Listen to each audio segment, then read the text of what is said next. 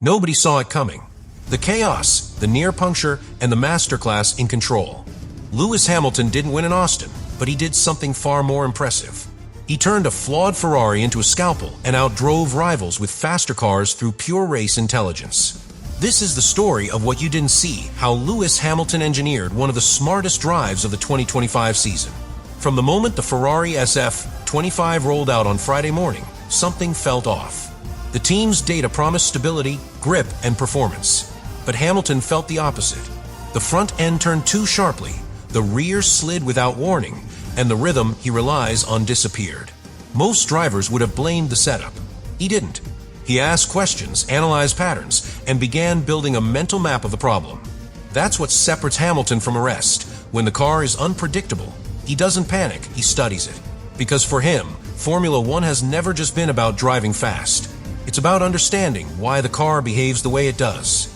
The sprint qualifying session was a wake-up call. Ferrari went from stable to lost in the space of an hour. Grip vanished, confidence evaporated, and the frustration on the radio said it all. The car just fell off from us.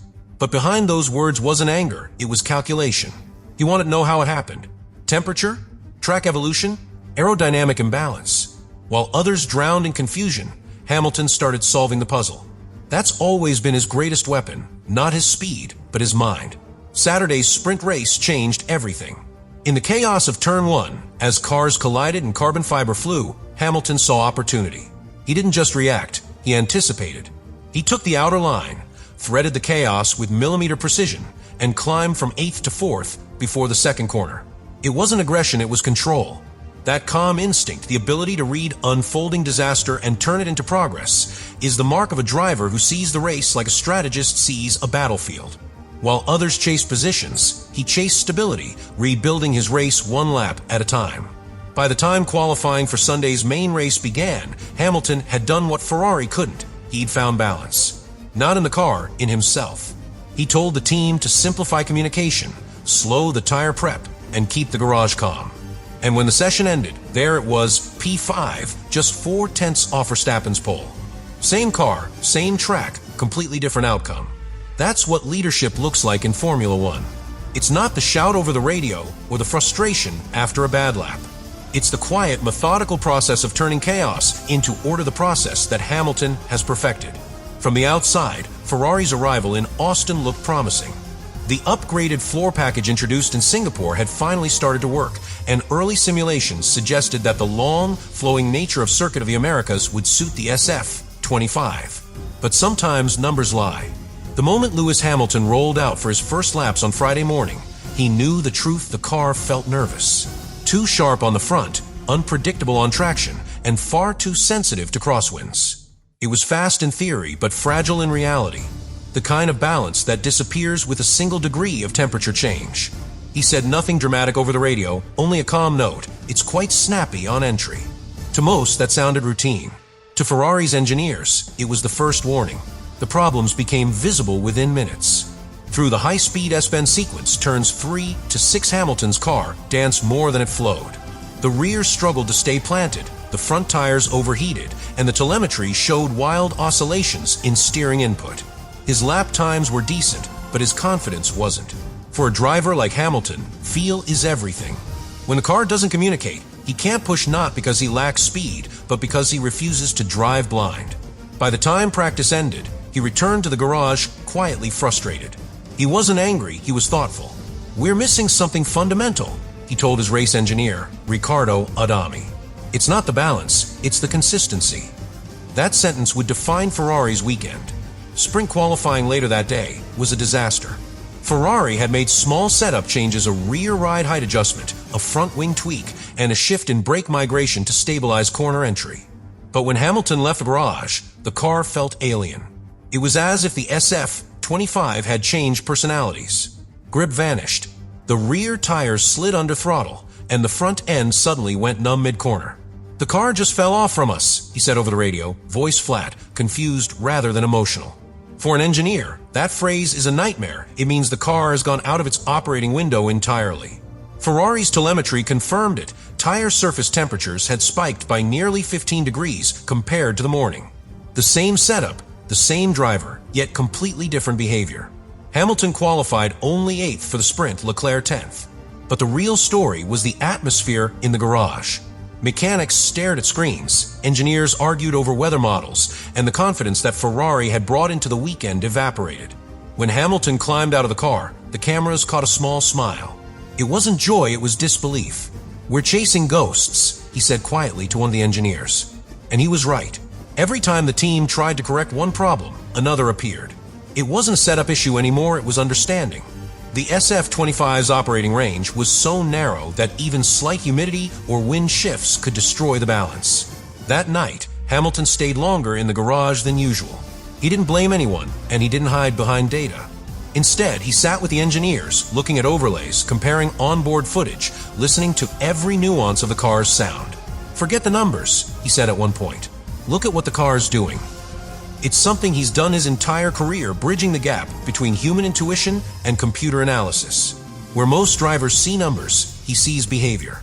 And as the team kept searching for solutions in spreadsheets, Hamilton's instinct started guiding them back toward simplicity. Less front-end bite, more stability, calmer rear suspension. When Saturday morning arrived, Hamilton made the call himself: revert to the FP1 setup. No drastic changes, no overcorrections. "Let's make it predictable," he said.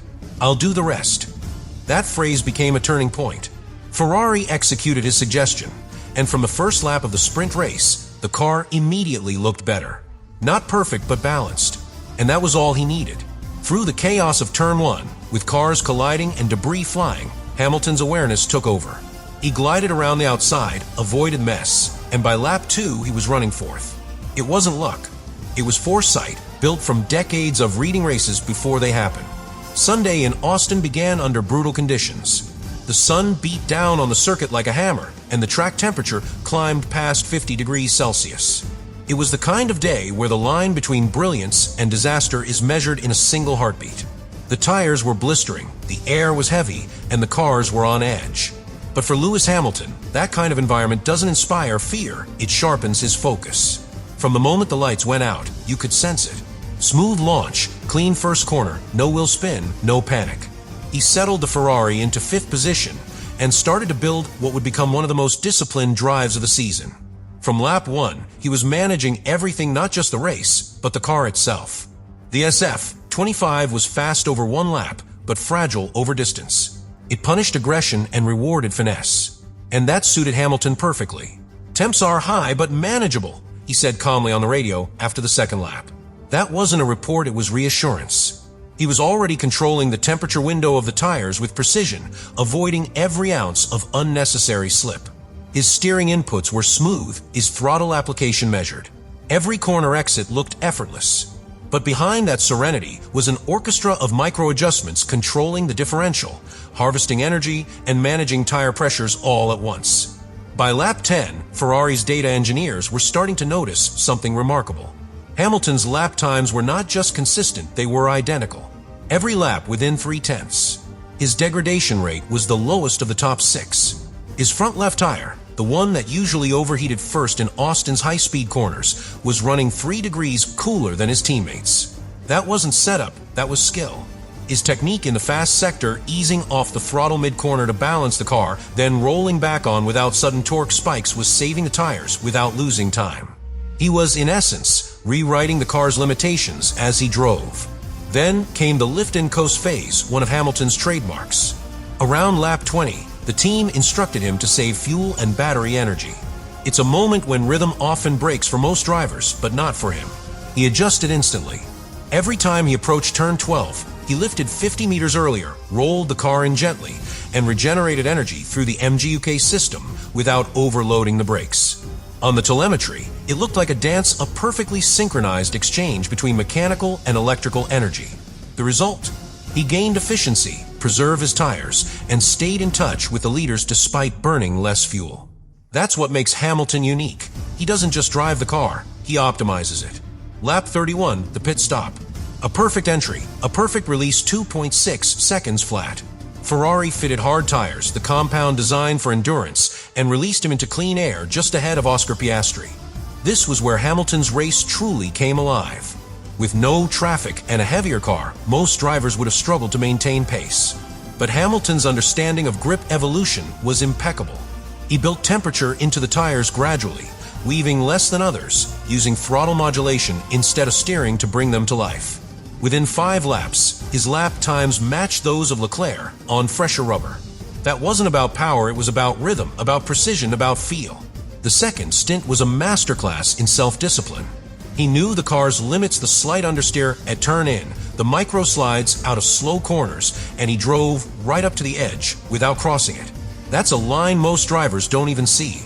Every lap, he kept the car balanced, braking with surgical accuracy, recovering energy without overheating the battery pack. He was playing the long game, not chasing glory, but constructing a result. And the more the laps passed, the calmer his tone became. The team radioed, "Fuel critical, need more lift." His reply, "Copy, already doing it." No stress, no hesitation. By lap 50, the race turned tense. Ferrari detected a drop in pressure in Hamilton's right rear tire. Possible puncture, maybe just heat. The call came quietly over the radio. He didn't flinch. Understood. "I'll manage." And he did. He shifted his brake bias forward, reduced cornering speeds in the high-load sections, and balanced his car through weight transfer alone. His lap times barely changed. Piastri, with DRS and a faster car, closed in 2 seconds, then won. But Hamilton defended with intelligence, not aggression. He positioned the car in all the right places, braking half a meter later, exiting with perfect traction, denying his rival any real chance to attack.